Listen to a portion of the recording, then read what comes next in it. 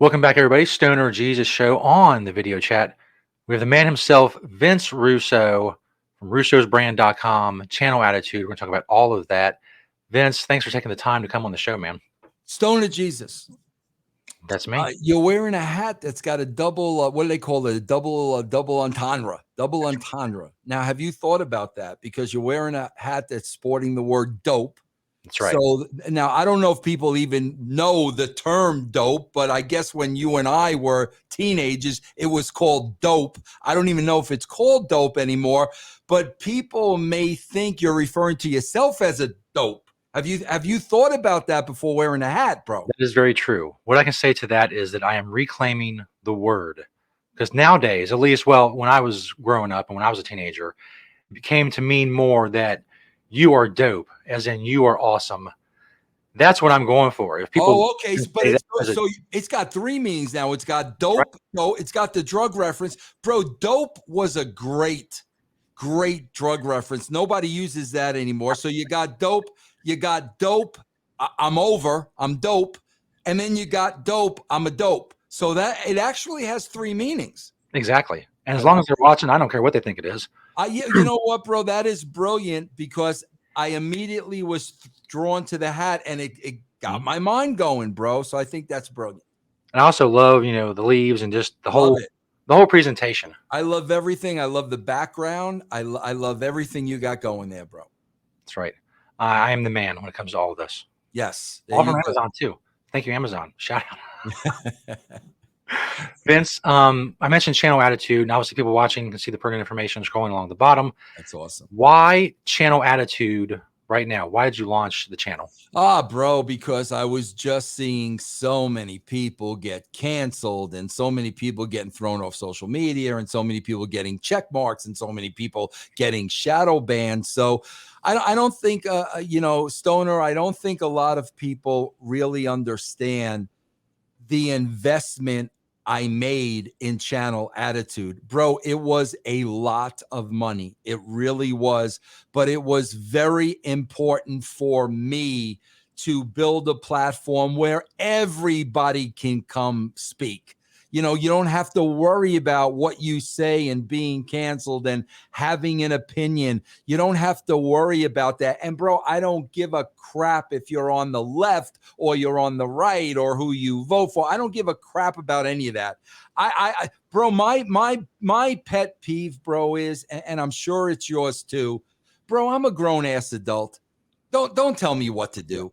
Don't tell me what to watch, what to cancel, who to vote for, what vaccines. I got a mind of my own. I don't need anybody telling me what to do. That's my biggest pet peeve. And when you try to tell me what to do, bro, it's going to turn me off because we were all born. You're Jesus.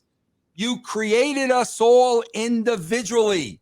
We all have a working mind and a working brain. We can all make our own decisions. People that think, bro, they are so important that they got to tell other people what to do because those people piss me off, bro. So that's why Channel Attitude is, bro, you can come on Channel Attitude. We're going to create a bunch of shows. You're going to have the freedom to discuss whatever you want to discuss. Yeah, unfortunately, I think there's a lot of people nowadays that are ready, more than ready, to give up their choice in a lot of different areas, whether they give it to the government or someone else. They just want to be told what to do. What should I wear on my face? What should I put in my body?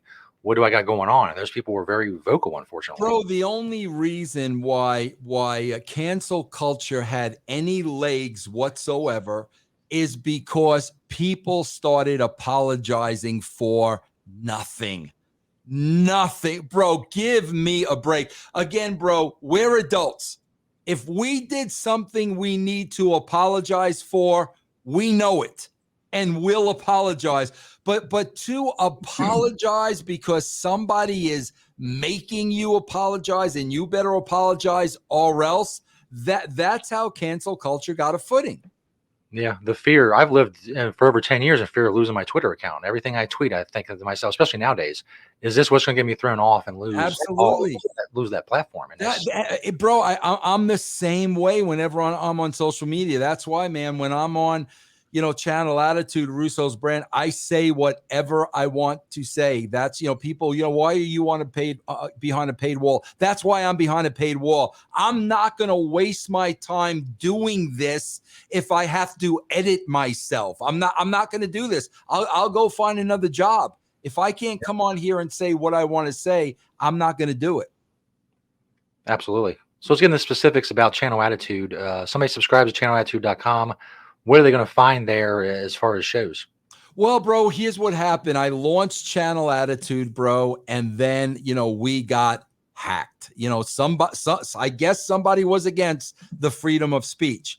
So I had to go through an entire rebuild, which I'm still going through. I mean, the site right now is still in beta, but by the end of the month, we should be running full force.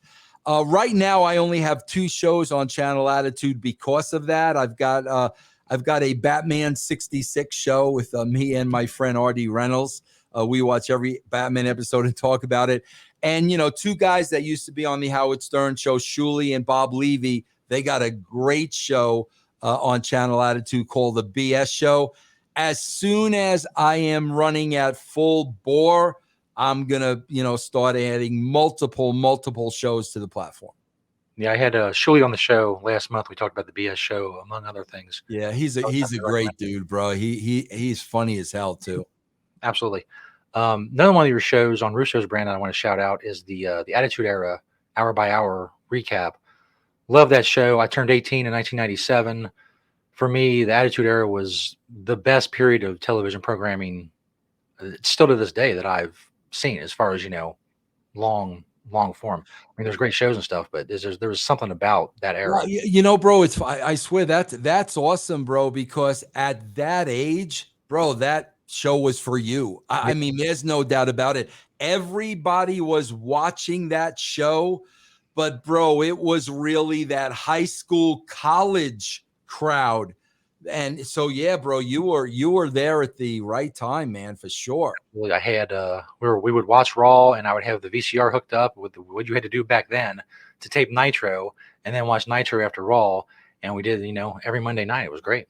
Yeah, that's awesome, bro. Yeah. I have a lot of fun doing that show, bro. And I'm breaking it down hour by hour so I could really zoom in on the hour and I could really concentrate on the hour. And yeah, man, thus far it's been a lot of fun for me, man. Yeah, it's great behind the scenes, like and the intricacies of the workings of what was going on at the time. It's really great. Obviously, I got a lot of interest in cannabis. What is your relationship with cannabis, and what's it been like through your life? Bro, I got to be honest with you, man. I'll give you my history. I was introduced to cannabis, never smoked it in high school at all. I was introduced to cannabis in college. And bro, the one thing that attracted me to it was, bro, I got to be honest with you. I'm not a guy that likes to get high because I always need to be in control. And when I get high or I get drunk, I'm not in control. But what I loved about cannabis was, bro, my entire life, I've always had trouble sleeping. And that's how I used it in college, bro. I would smoke and I would be out. And bro, I got to tell you, man, in my early 20s, I was with a guy I worked with in New York City. And bro, he bought some cannabis off of somebody in a park. Okay, bro? So we smoked the cannabis and bro, I don't know what was in it, but I felt like I was going out of my mind. It was definitely laced with something. I was probably about 22, 23 years old. Wow. At that point, bro, it scared the bejesus out of me to like ever smoke pot again.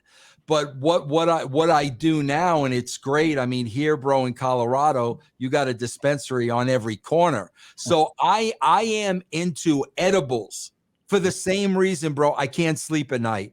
So usually, bro, about, when I'm starting to, feel a little tired or whatnot, I'll just pop in one of those edibles and, 9 times out of 10, bro, I sleep through the night, and it's great. But I don't, bro, I never liked the high feeling. Mm, I like the mellow feeling. yeah. Have you ever tried CBD or gotten into CBD at all? A little bit, bro, but I really didn't feel like it did much for me. Yeah. So it's that way for a lot of people. It's more of a definitely for people who don't want the high or need to pass a THC test at their job or whatever. Right.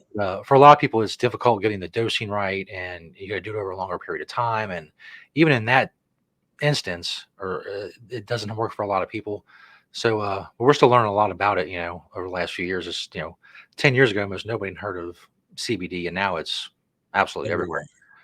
Everywhere. What are some of your favorite edibles? You have a variety, or you have like a go-to, like a cookie or a brownie or something? I like to try various stuff. I like to try various stuff. I'm a big chocolate guy, bro. So Yeah. like a lot of times I'll get it in the chocolate, but I've had the gummies and I've had the hard candy.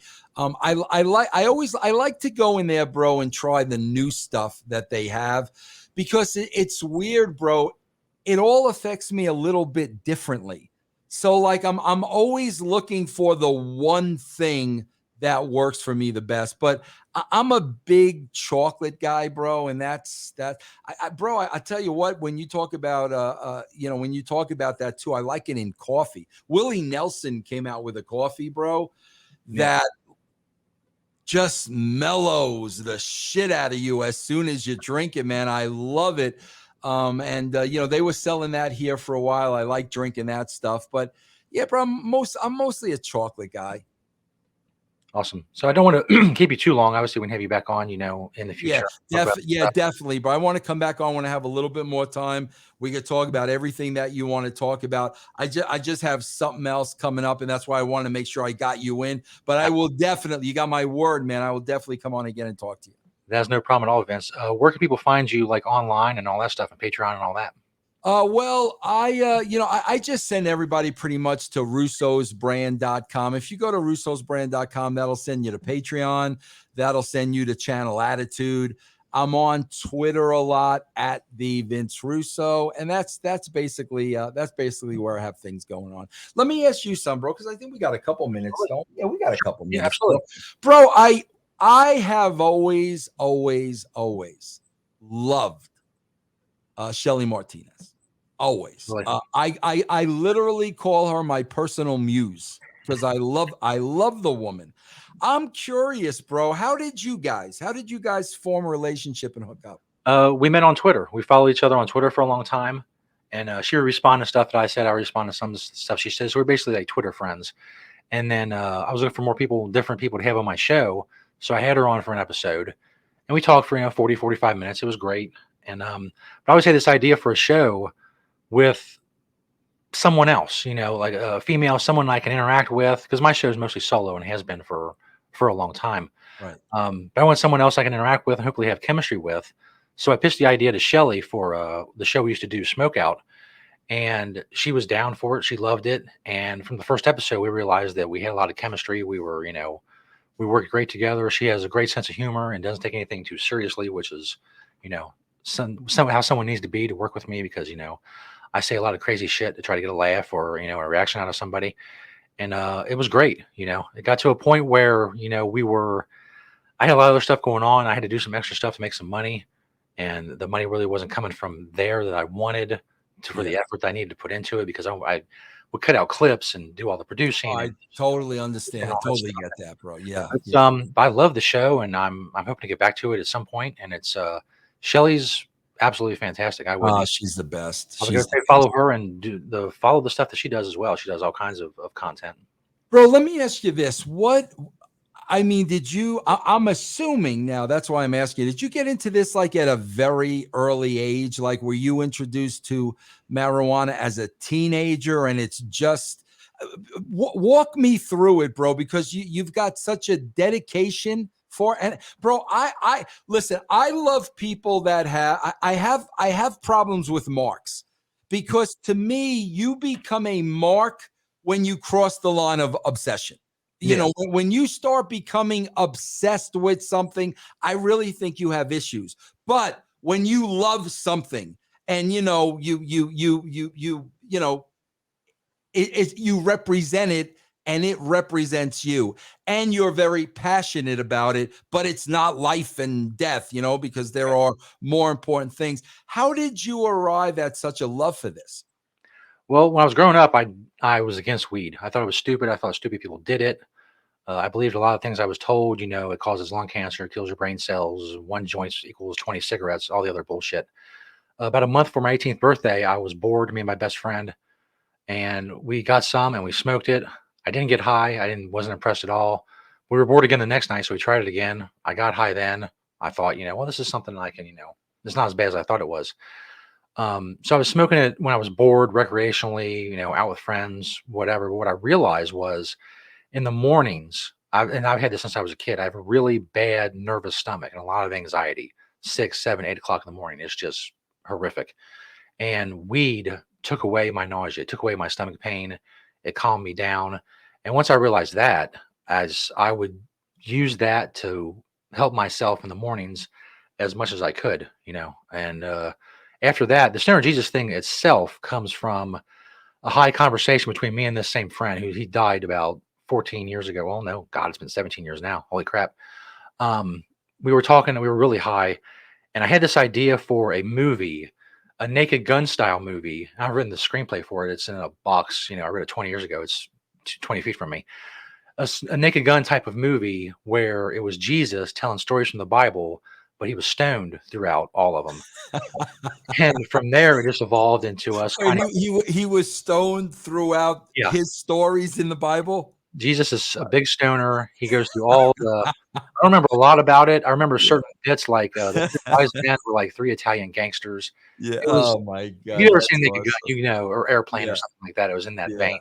Yeah. And so I started using the character for like what we wanted to do was podcasting. But in 2001, it was impossible to get audio on the internet. To get 2 minutes audio on the internet, you needed 5 hours on your 56K modem or whatever. Right. But that was at a point where I thought I could do voices, and Stoner Jesus was going to be a voice on our radio show or whatever we were going to do. And then 9/11 happened, and just a whole lot of shit went down in my life. And then in 2005, my friend died, and I decided to revive the Stoner Jesus character. So I got on MySpace and started doing little shows. I found different websites that would host audio much more easily than they did 5 years before. And I just started doing the Stoner Jesus show as myself. From my point of view, I just loved the character and the idea and the gimmick.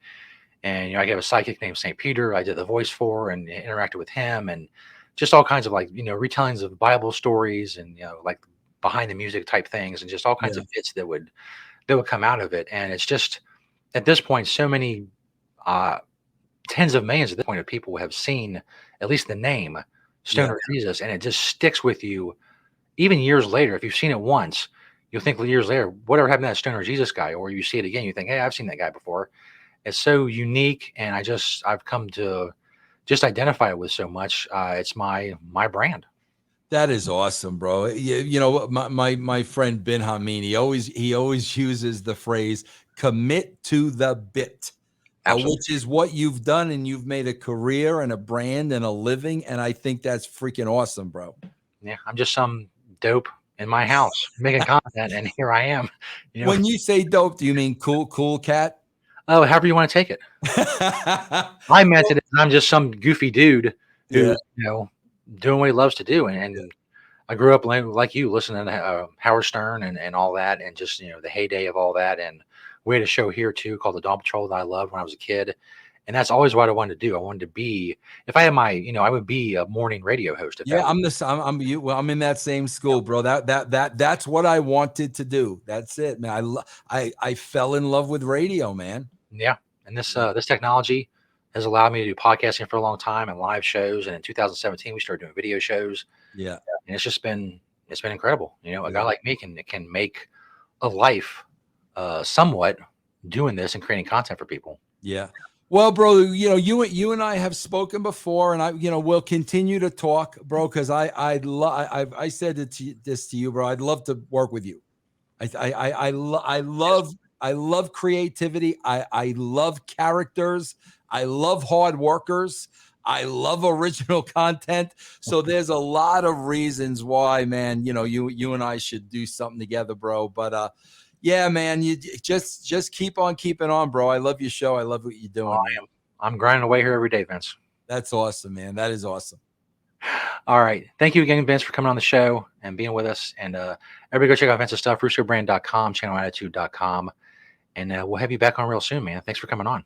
Thank you, bro. I appreciate it. Awesome. Thanks, man.